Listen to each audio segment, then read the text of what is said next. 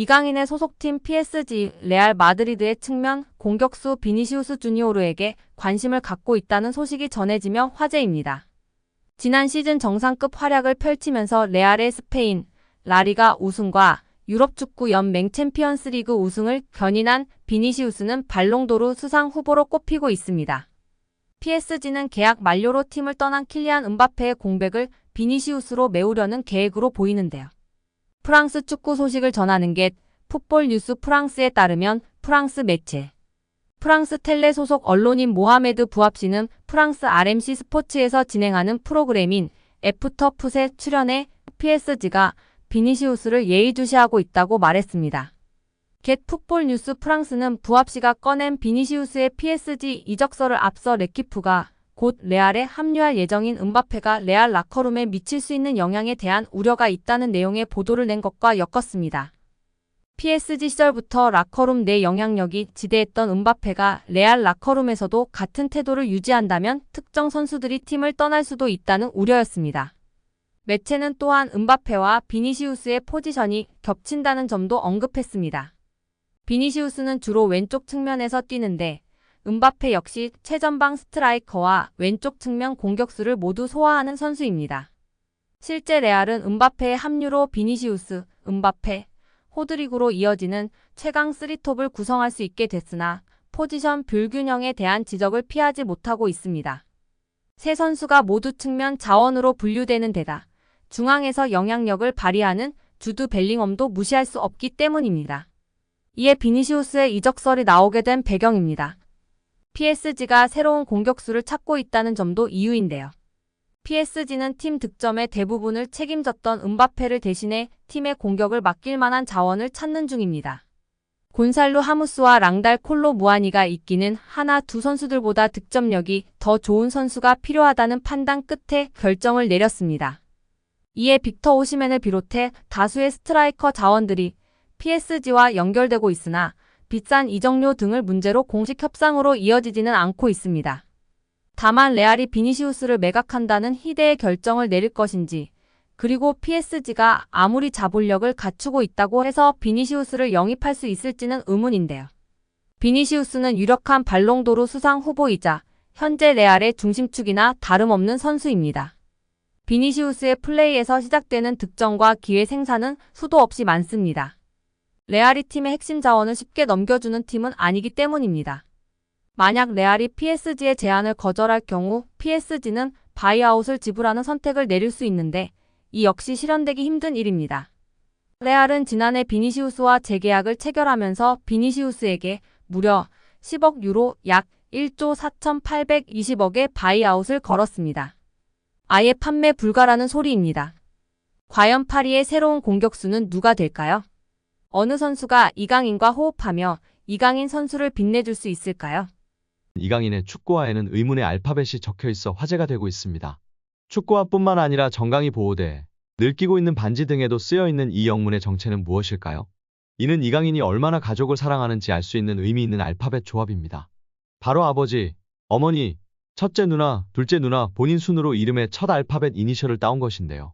매일 신고 매일 입는 축구 용품에 가족의 이니셜을 새겨 넣을 정도로 가족을 사랑한다는 것을 보여주고 있어 팬들의 관심을 받고 있습니다. 최근 PSG 입단 기념 75초 인터뷰에서도 이강인은 쉬는 날 주로 무엇을 하는지에 대한 질문에 가족과 밥 먹기 라고 답한 바 있는데요. 또 다른 매체 인터뷰에서도 늘 그는 가족이랑 무엇이든 같이 하는 걸 좋아한다며 가족, 축구 말곤 없다고 망설임 없이 말했었습니다. 취미 역시 부모님과 누나들이랑 시간 보내는 게 취미라면 취미 라고 답해 감동을 안겼었습니다. 스페인에서 처음으로 멀티골을 넣은 후 이강인은 매체 인터뷰를 통해 누나를 보고 한 셀레브레이션이다. 누나가 내게 매번 골을 넣으라고 하기 때문이다라며 웃으며 이야기했었는데요. 국내 예능 프로그램으로도 알려진 이강인의 누나 이정은 양은 현지서 동생을 매니저처럼 챙기는 것으로 알려졌었습니다. 이강인의 툴툴대는 것 같은 말에서도 누나를 향한 애정이 느껴졌었습니다. 또한 이강인의 정강이 보호대에는 한쪽에는 대한민국 국기, 또 다른 한쪽에는 스페인 국기와 함께 동일한 이니셜 조합 그리고 가족 사진이 새겨져 있습니다. 이강인은 2011년 10살 때 온 가족이 스페인으로 건너가 축구선수 생활을 했었습니다. 피파 규정을 지키기 위해 온 가족이 스페인으로 건너가 자신을 뒷바라지했다는 점에 가족에 대한 사랑이 무척이나 큰 것으로 알려져 있습니다. 2017년 4월 18세 이하 대표팀에 소집되기 전까지 이강인은 스페인 현지에서 축구를 하고 스페인어를 사용하는 일상이 익숙했습니다. 2017년 아시아축구연맹 19세 이하 챔피언십을 기점으로 연령별 대표팀과 함께하는 접점이 많아진 이강인은 2살에서 3살 많은 형들과 대화를 하며 다시 한국어가 익숙해졌다고 고백한 바 있습니다. 한때 스페인 축구협회가 귀화를 추진한다는 얘기도 나왔었지만 이강인의 가족은 그럴 일은 없다고 단호히 거절했었습니다. 먼 나라에서 성장기를 보냈지만 조국을 향한 이강인의 마음은 애틋한 것으로 잘 알려져 있습니다.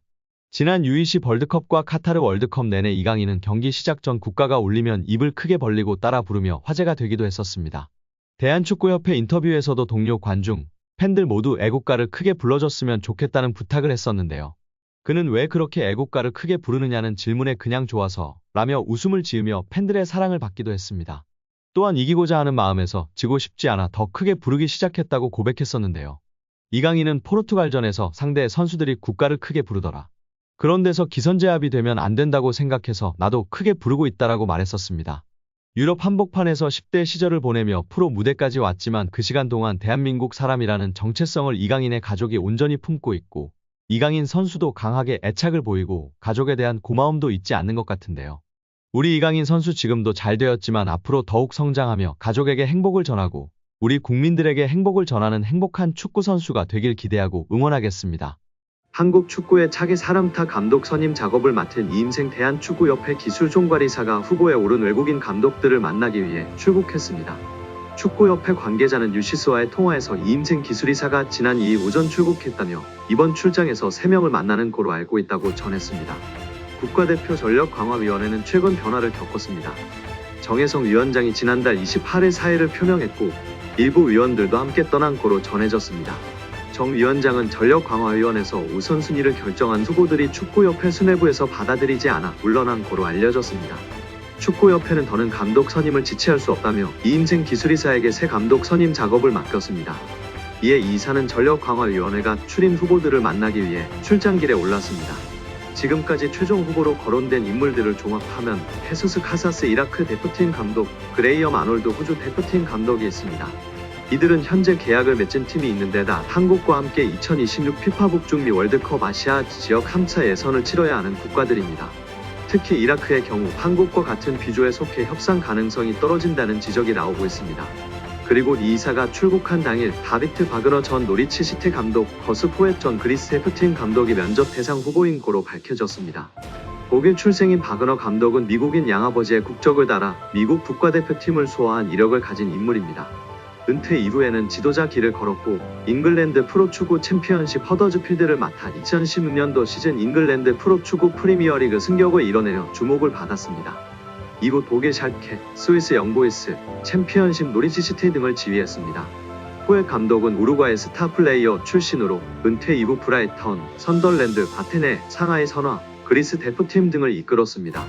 특히 EPL 선덜랜드를 이끌던 2013년도 시즌 당시 기성용의 감독으로 국내 팬들에게도 익숙한 인물이기도 합니다. 두 감독 모두 한국 선수들을 지휘한 경험이 있고 소속팀이 없다는 장점은 있지만 하락세를 걷는 공통점에서 월드컵 11회 본선 진출을 노리는 한국 대표팀에 적합한 지도자인지는 물음표가 따릅니다. 3월부터 지금까지 감독을 선임하지 못하고 계속해서 문제만 일으키는 축협인데요. 과연 어떤 감독이 선임될까요?